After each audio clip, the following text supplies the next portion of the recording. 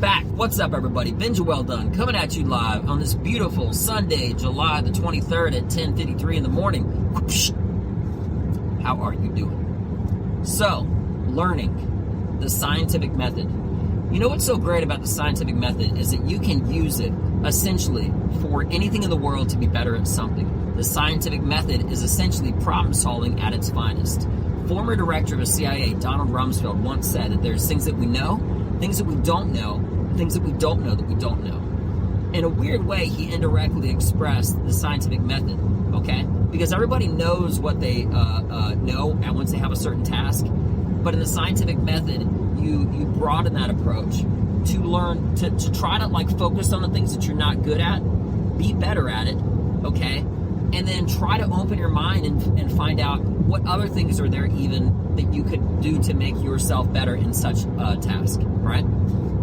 So, you know, I feel like everybody knows how to learn, but not proficiently. And I had a conversation with somebody on the phone the other day, and it was so impactful to them from what they said, I thought I would do a post about it, right?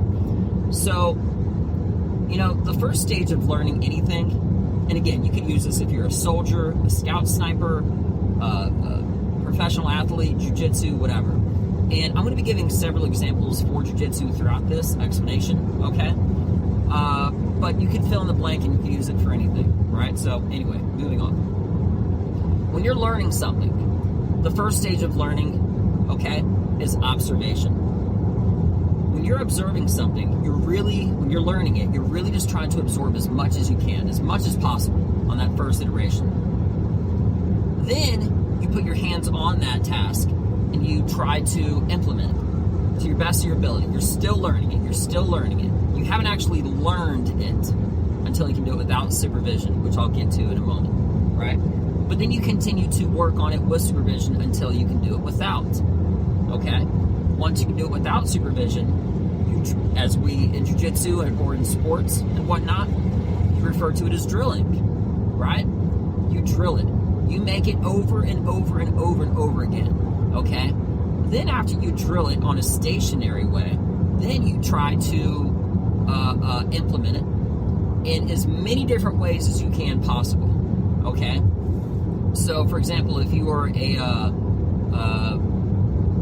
football player and there's a certain kind of pass that you wanted to throw. Hey, I apologize about that, guys. My dang phone got hot. It turned off. Texas heat. It's something, you know? Anyway, slightly crooked, but carrying on. So what I was saying is that instead of actually saying football, I'm going to make it for jiu-jitsu because I know a lot more about that, really. So anyway, so let's just say you learn how to do a certain attack, okay? A very particular niche move. First thing you do is you learn how to do that move. Then you learn without supervision. Then you learn through the implementation of drilling it over and over again. You're not using it live. You're just drilling it. And then you go to practice one day, okay?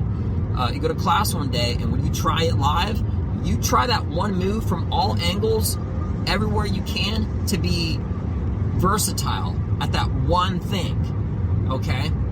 Then, after that, then you've learned it. Then you got it in the bank, right? The last part of efficiency doesn't actually stop there, though, as far as the scientific method and just the collective whole in general. When you're no longer making that a distinct goal of that exact one thing that you're implementing from all angles, like you did that one day or days, right? After the implementation of drilling it and knowing how to do it and then trying it live from every angle, everywhere that you can, every way that you can, okay? The last part is mixing it up and essentially going live or competing or just rolling and practicing with people, okay? And not necessarily going for it, but just knowing that it's there. You have built it into you to where if you see that opportunity, if something else is available that you can attack with, then you're going to get that. But if your new tool, right, and your whole little toolkit, so to speak, is there, you have gone through the proper stages to correctly implement it at that exact time. Because you observed it, you learned it, with supervision, hands-on, right? Without supervision, you've drilled it and you've implemented it multiple times in as many different ways as possible. Unfortunately, and again, just comparing this to jiu-jitsu, if you're going to jiu-jitsu or basketball practice, if there's not something that you're doing on that practice on your own, famous military expression, all right, you're wrong. Why? Because you should always be working on something to making yourself better. This could be in your cooking, in your personal relationship, or something like that. Because, again, back to Donald Rumsfeld and the basic scientific method approach, okay? You always have time to get better at something you're not good at, but also you should be using some of your thought to trying to open your mind to try to expand.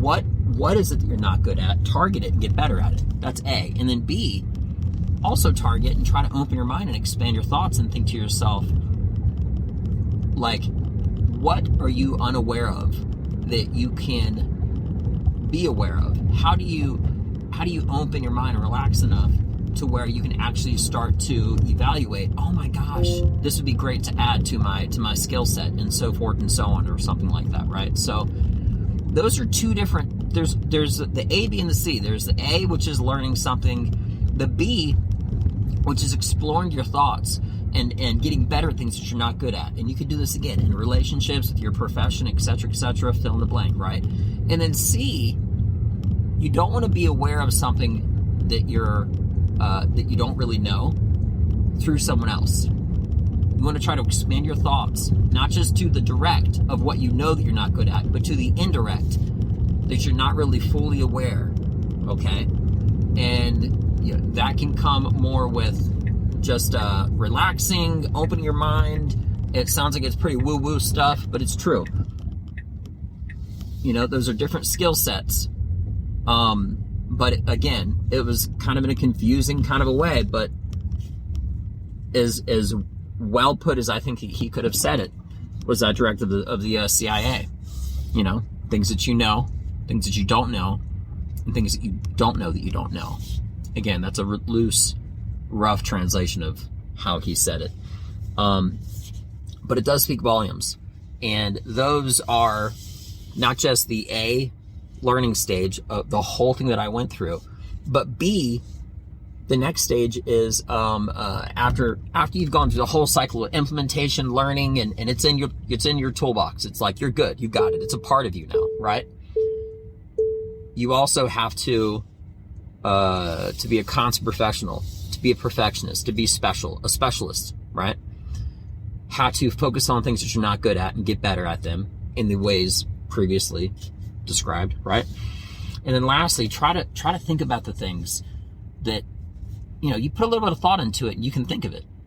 What aren't you good at? Some might be staring at you in the face.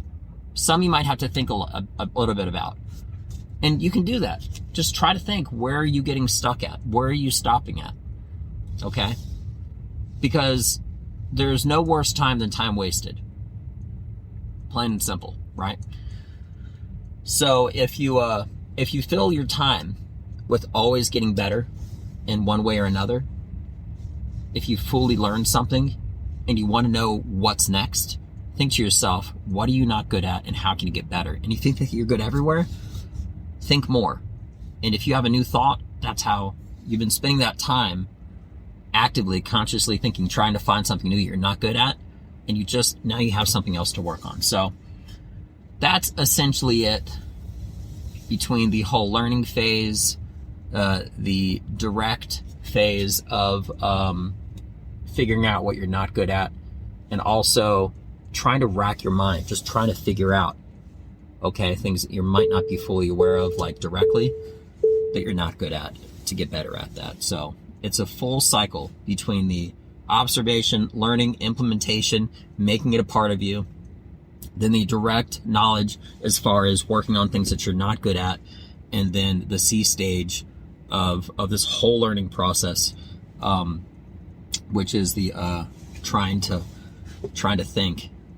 If something isn't direct, then you just start really just doing some thinking as far as what you're not good at, or maybe not necessarily if it's like if it's chemistry or it's basketball, whatever, a relationship, something like that, things that you could do to get better, it's something that you're not really aware of.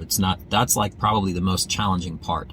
It definitely is, because if you interact with something constantly, and you see you're not, if there's a whole spectrum of stuff, this one niche thing you're not doing correctly, well, that's the easiest. The hardest part is that not knowing what you don't know part, right? You have to really think that. And you can always learn. You can always get that. But you just got to actively think about it. I found the best way to do that personally is to drive around with no sound, no music, or anything like that. The other part is laying in bed at night, all right, and just staring up at the ceiling. Your subconscious will start to work for you in overdrive, and these thoughts will come to you, right? So if you put enough thought into it directly, trying to rack your mind, your mind will essentially go in overtime and work for you on the subconscious, and it'll come to the forefront. So that's my long rant. It's really important, and if you really want to be better at something, just use a scientific approach, scientific method. You got to test things out also. That's another part of it, but on the assumption that you're not testing something, which is a normal part of the scientific method, this was more strictly for learning purposes, something that you do know, but the only difference is if it's something new, okay, maybe it's a new solution, you're trying to create it, you have to test it out. You have to test it out before you continue to implement it. And the last phase, the implementation phase, is again not just trying to drill it, but trying to do it with new factors, new problems, and the doing it everywhere you can kind of a scenario that I previously mentioned, right?